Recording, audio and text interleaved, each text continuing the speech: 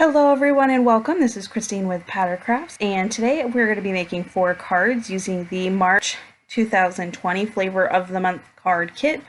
The theme for this month is a Farmhouse Spring. So I have the sketch sheet and the ingredients sheet, and both of these can be found on the Scrapping for Less website under the Downloads tab.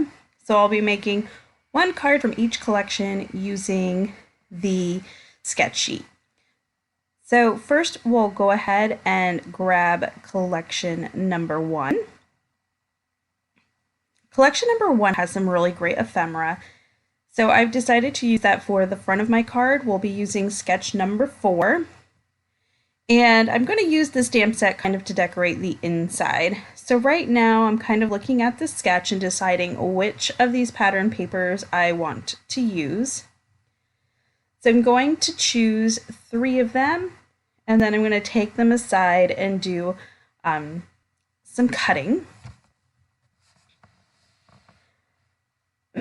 So now I have trimmed down this piece here to be the full size of the entire card front, which is 4 1/4 by 5 1/2.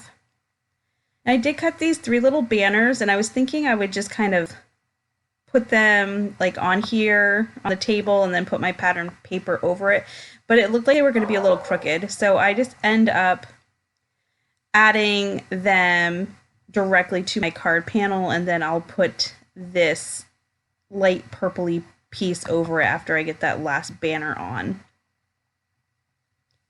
So it's basically just following most of the card sketch.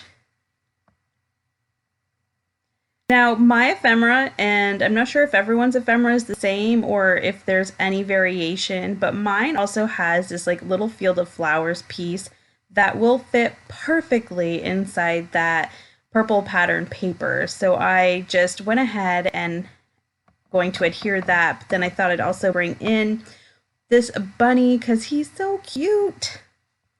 And we're going to pop the bunny up on some foam tape. So once he's in place, I'm debating if I want to put some sequins on or if I'm going to put some enamel dots. And I decided not to because the pattern paper is kind of busy and I'm afraid the enamel dots or the sequins are just going to kind of get lost. So I'm going to put that aside and we're going to work on the inside of the card. I'm grabbing this bunny stamp from the stamp set and I'm going to stamp that with London Fog Memento ink. It's a light gray ink. I didn't want it to be super dark, and I really wanted to make sure I stamped it really well so you could see all the pretty detail inside that bunny. And I've decided to use the sentiment Spring Has Sprung. That is all I'm going to be doing for the inside of this card, so I'm going to go ahead and add that to the inside. And I think I'm done, but no, I can't possibly be done. So I'm grabbing my Spectrum Noir glitter brush and we're going to just coat that with some clear glitter. Moving on to card number 2, I'm using sketch number 2, which is kind of a tall and skinny card. Now I didn't go too tall because the pattern paper is 6 by 6. So I end up doing a 6 1/2 by 4 1/4 card. It is a side folding card. I don't tend to really like side folding cards. I really prefer top folding, but every now and again I do a side folding card. So I've already trimmed down all my pattern paper that I'm going to use, and we're going to zoom in a little bit and we're going to kind of messy color this image. So I am just grabbing the Arteza Real Brush pens. I grabbed a couple of different colors and I added them to this acrylic block. I do that because then I can use them more as a watercolor than adding the pen directly on. I kind of thought of this as, it was kind of a last minute thought to color this way. There's just so many tiny little pieces in this, and I just find that really overwhelming. So I thought it'd be really fun to just kind of give it more of a watercolor look. Once I've laid down a light color of kind of watercolor-ish looking colors, I went ahead with the pen directly onto the paper and darkened some areas to give a little bit of shading.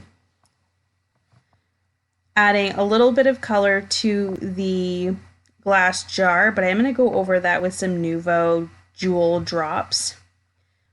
For all this white space around the flowers, I didn't want it to be so white, so I just added some more from the jar. I diluted it with water and just used that color all around the outside. It's kind of a nice, easy way to get some coloring done, but it also looks soft and pretty. I'm going ahead, adding my pattern paper pieces that were already cut down. I'm using the ribbon from the collection as kind of that strip that goes across. You could use pattern paper there if you're following the sketch. I just chose to use the ribbon. Adding this on with some foam tape. It does go on and it pulls my ribbon down, and eventually I'll have to pull that off and fix that, but you will not see that on camera. I add a little bit of my sparkle pen to the glass jar the flowers are in, and I kind of wondered if when I add the jewel drops, if you will be able to see the glitter, and yes, you can. So even though I'm going to coat this with the Sea Breeze jewel drops, you're still going to be able to see the glitter pen underneath. On the inside, I stamped the banner from the stamp set and also the sentiment, a spring hello. It fits perfectly in there. Adding this butterfly 3 times, and we're going to call the inside done. Now my poor little sequins did not stay on there. That little pen did not hold them in very well. So I'm going to actually have to bring in some multi-matte medium glue, and I'll adhere those down again. I probably just didn't leave a big enough dollop with the pen, but that pen is really great for really nice fine detail, like to glue down, and you'll see that in a card coming up. So that is card number 2 from collection 2. Moving on to collection 3, I'm going to do sketch number 3, which is kind of funny it worked out this way because I used sketch number 3 and collection 3 on my sneak peek. But it kind of worked out that way because for my sneak peek, I made that circle like a shaker portion. So when I cut the pattern paper, I had that circle already in use. So it kind of worked out really well. I also knew that stamp was going to fit that circle well. And we're going to stamp that out on some of the vellum that came in the card kit. So I'm just grabbing the piece of vellum, and I'm going to grab my Misty because I'm pretty sure I might have to stamp this more than one time. I rarely stamp on vellum, so I wasn't 100% sure how this would come out.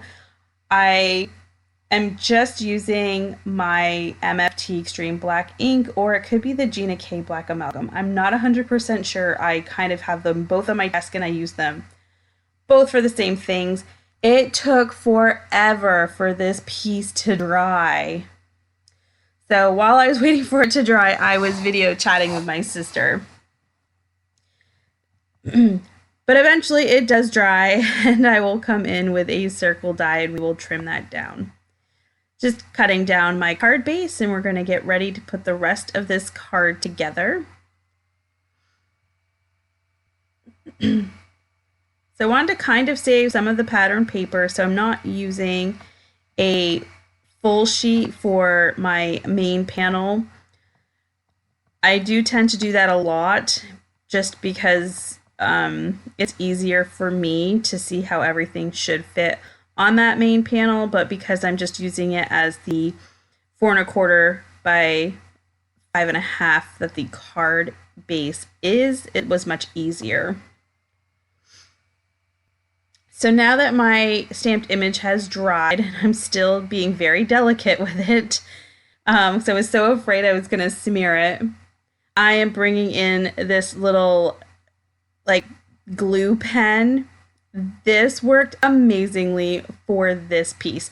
Not so great for sequins, but for this, it was perfect. It got into all those little lines with the sentiment, and it really held this piece on really well. So anyway, we're going to go ahead and put that aside, let it dry, and while we wait, we're going to work on the inside of the card, which is going to be super simple. Since the sentiment portion is on the front of the card, I'm just adding a little butterfly with like his little swirly, I don't know really what that's called, but we added that. That part is connected to one of the butterflies. I just cut mine off. Some people don't like to cut their stamps. I have no problem cutting my stamps, so that's what I did. And I'm kind of debating if I want to add something more to this card, but I do end up grabbing the enamel dots from the collection and adding that to the front. So that is card number 3. Card number 1 is, we're going to use sketch number 1. It's going to kind of look also like sketch number 3 the way I do it. But we're using collection 4, which has all these daisy prints and this brown, different kinds of brown on brown patterns. So we're grabbing just a few different pieces. I'm going to go ahead and trim those down. I'm basically just trimming my pattern paper to follow the sketch.